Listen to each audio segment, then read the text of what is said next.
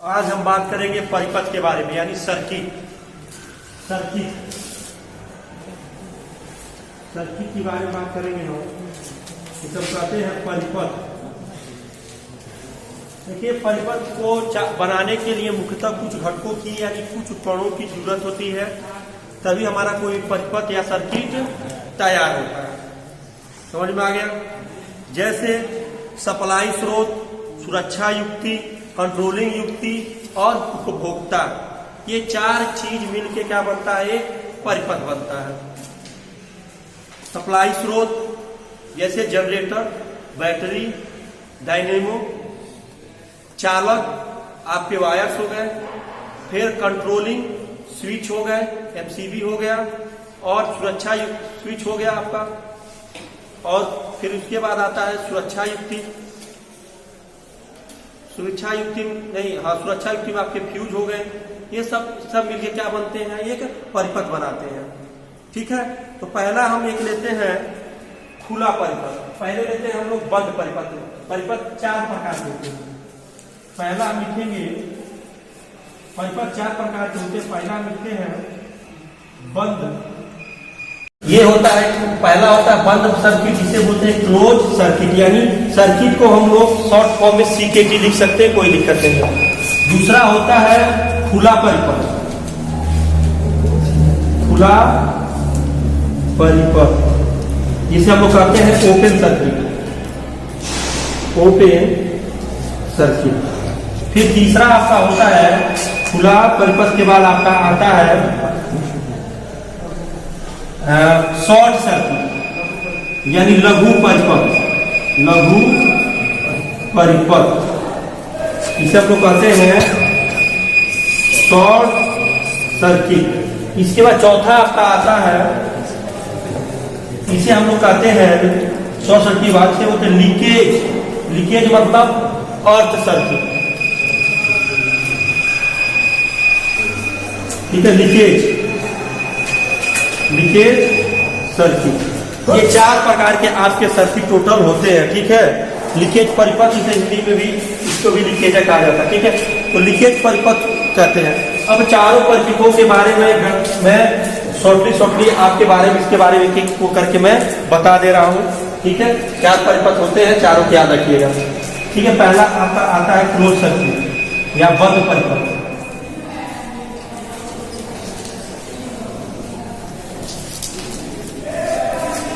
बंद परिपथ वो परिपथ कहलाता है।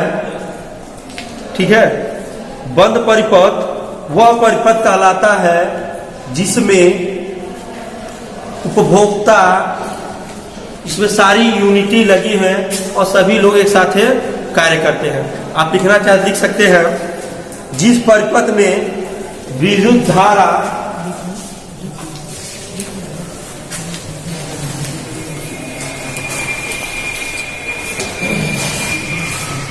जिस परिपथ में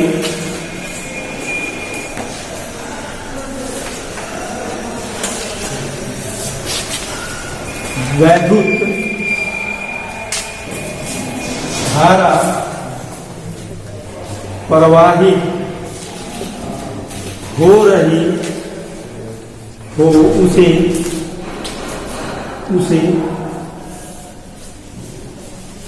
बंद परिपथ कहते हैं।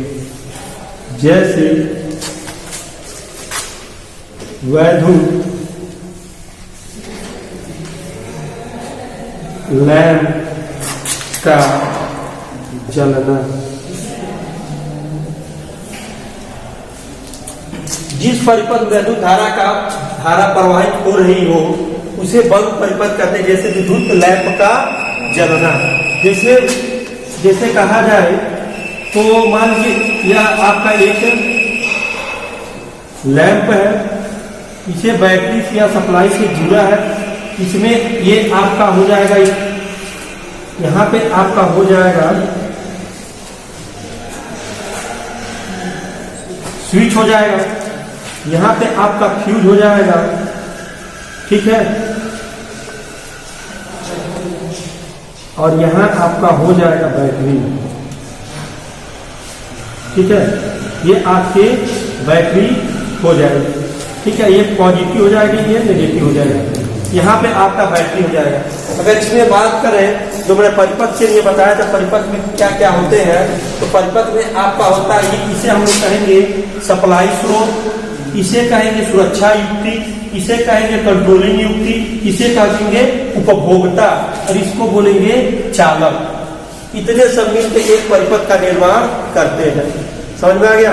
एक परिपथ का निर्माण इतना सब मिलकर करते हैं। ठीक है, जब ये कुंजी को हम जब दबाएंगे, बल्ब जब हमारा ग्लो होगा तो यहाँ पे धारा का प्रवाह होगा, इसे हम लोग कहेंगे क्लोज सर्किट या बंद सर्किट। ठीक है, तो ये भी स्विच लगता है, एक पुश ऑन बटन है और नॉर्मली आपका ये लगता है। ठीक है, ये लगता है। समझ में आ गया?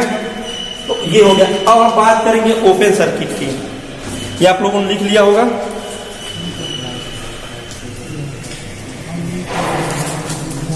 ठीक है, हम बात करेंगे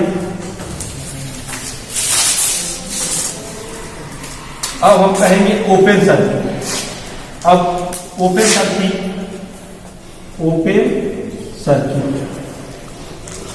जिस परिपथ में वैद्युत धारा प्रवाहित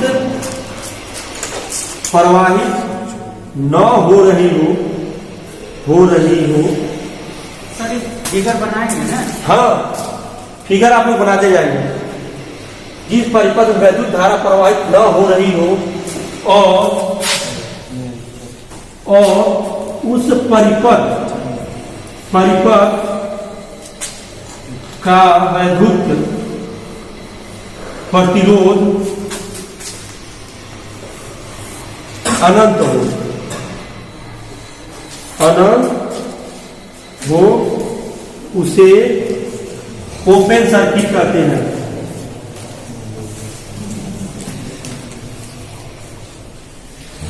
अब देखिए, ओपन सर्किट जिस परिपथ में वैद्युत धारा प्रवाहित न हो रही है, न हो और उस परिपथ का वैद्युत प्रतिरोध अनंत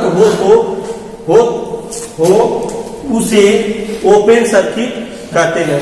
जैसे कि अब हम प्रतिरोध मापने के लिए क्या करते हैं, अरे नीडल यहाँ लगाएंगे, नीडल यहाँ लगाएंगे, प्रतिरोध को नाप लेंगे। अगर ये परिपथ यहाँ से खुला हो जाए, ओपन हो जाए, ठीक है, तो बल्ब हमारा ग्लो नहीं करेगा, धारा का प्रवाह रुक जाएगा। ठीक है, और इसके बीच अगर हम प्रतिरोध को मापेंगे तो हमारा प्रतिरोध क्या बताएगा, इनफाइनाइट यानी अनंत बताएगा। इसे हम लोग कहते हैं ओपन सर्किट। यही जब धारा हमारा जब यहाँ से प्रवाहित होने लगेगा, इसे हम बोलेंगे क्लोज सर्किट। ठीक है, ओपन सर्किट में क्या होता है, किसी भी सर्किट का रेजिस्टेंस इनफाइनाइट तक जाएगा। ठीक है, अगर क्लोज है तो उसका सर्किट उसका रेजिस्टेंस कम होगा, लेकिन जैसे ही ओपन होगा इसका हाईएस्ट रेजिस्टेंस यानी इनफाइनाइट हो जाएगा। ठीक है, ये ओपन सर्किट आपको समझ में आ गया होगा। अब बात करेंगे शॉर्ट सर्किट की।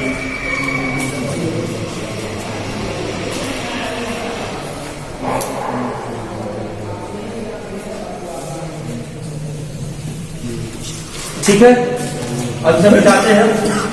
ओपन सर्किट के बाद हम बात करेंगे शॉर्ट सर्किट की। शॉर्ट सर्किट जैसे आप जानते होंगे कि वैद्युत धारा जो है, वैद्युत इलेक्ट्रॉन है चाहे विद्युत धारा है, वो सबसे शॉर्टेस्ट यानी छोटे से छोटे मार्ग को क्या करती है, अपनाती है कहीं पे जाने के लिए। ठीक है, छोटे से छोटे मार्ग को क्या करती है, अपनाती है रास्ता तय करने के लिए। इसलिए जब शॉर्ट सर्किट होता है तो क्या होता है हमें बताते हैं। शॉर्ट सर्किट की परिभाषा क्या होगी, डिफिनीशन क्या होगा, इसको हम लिखते हैं पहले।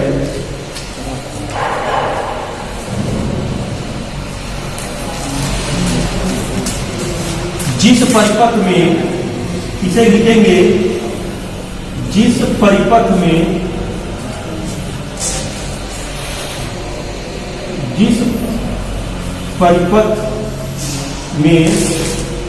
न्यूट्रल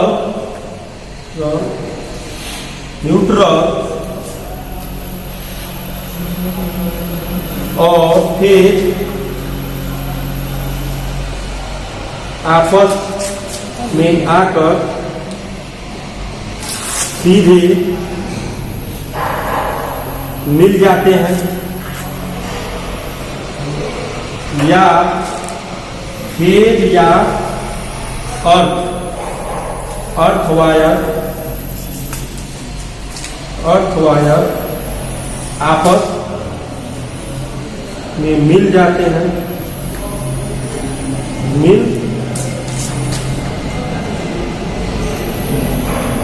मिल जाते हैं और शॉर्ट सर्किट होने से फ्यूज उड़ जाता है।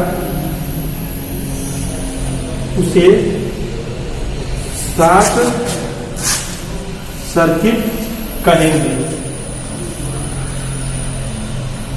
समझ में आ गया हो गया कि जिस परिपथ में न्यूट्रल और फेज आपस में आकर सीधे मिल जाए या फेज या अर्थ वायर आपस में मिल जाए और शॉर्ट सर्किट होने से फ्यूज हमारा क्या हो जाता है, उड़ जाता है या पिघल जाता है, उसे हम लोग क्या कहते हैं, शॉर्ट सर्किट कहते हैं। समझ में आ गया। शॉर्ट सर्किट में जो हमारी धारा का मान है इनफाइनाइट होता है। शॉर्ट सर्किट में नोट में आप लिख लीजिएगा, नोट में शॉर्ट सर्किट होने पे धारा का मान अनंत होता है। ये ध्यान किया। ये आपका हो गया अब शॉर्ट सर्किट।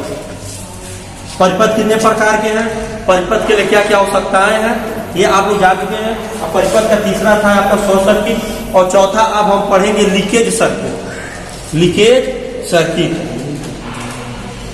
ठीक है, इसे हम मिटाते हैं।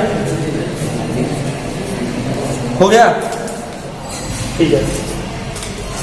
हाँ तो ठीक है, अगर अब इसमें समझिए, और समझ लीजिए यहां से आपकी धारा चल रही है, ठीक है। ये आपका कनेक्ट हो गया, ठीक है, ये कनेक्ट हो गया, चल रहा है। अगर वही ये तार टूट के यहां से तार टूट जाता है, और ये टूट के अगर डायरेक्टली अगर यहाँ पे आके मिल जाता है न्यूट्रल इस अर्थ वाले टायर पे, ये पॉजिटिव से नेगेटिव पे आके डायरेक्टली मिल जाता है, ये क्या कहलाएगा, आपका शॉर्ट सर्किट कहलाएगा। आपका करंट टूट के या डायरेक्ट किसी और वायर से क्या टच होता तब भी जैसे, तो आपका करंट ऐसे ना बढ़े, क्योंकि इस लैंप का कुछ रेजिस्टेंस होगा, तो ये जो हमारा करंट है इस रास्ते न जाके, इस लैंप के रास्ते न गुजर के इस रास्ते से क्या करेगा, गुजर जाएगा। तो हैवी करंट फ्लो होगी, और जिसके कारण क्या होगा, आपका सर्किट टूट जाएगा, फ्यूज रहेगा, आपका फ्यूज उड़ जाएगा। ठीक है, ये आपका फ्यूज है, ठीक है। तो यहाँ से जो तार डायरेक्टली यहाँ पे आके मिल जा रहा है, तो करंट इस बल्ब के रास्ते ना आके घूम के यहीं से नीचे चले आएगा, क्योंकि आपका करंट क्या है, सबसे छोटा से छोटे रूट को क्या करती है, ढूंढती है। समझ में आ गया, ये होता है आपका। ये बना लीजिएगा, इस पे शॉर्ट सर्किट पे ऐसे बूंदा करके नीचे लाइएगा। उसके बाद हम बता रहे हैं आप लीकेज सर्किट।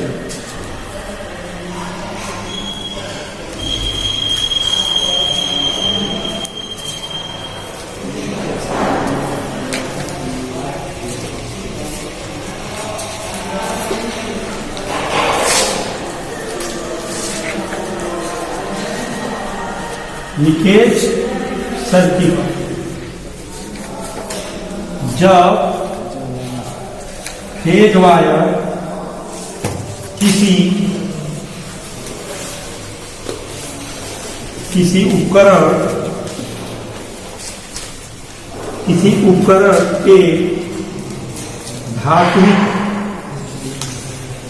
उपकरण के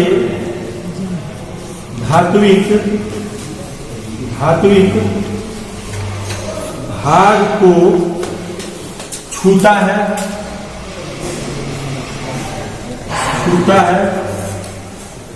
या फेज वायर गीली दीवार को टच करता है और धारा का प्रवाह होता है, उसे लीकेज सर्किट कहते हैं। समझ में आ गया? लीकेज सर्किट उसे कहते हैं जब फेज वायर किसी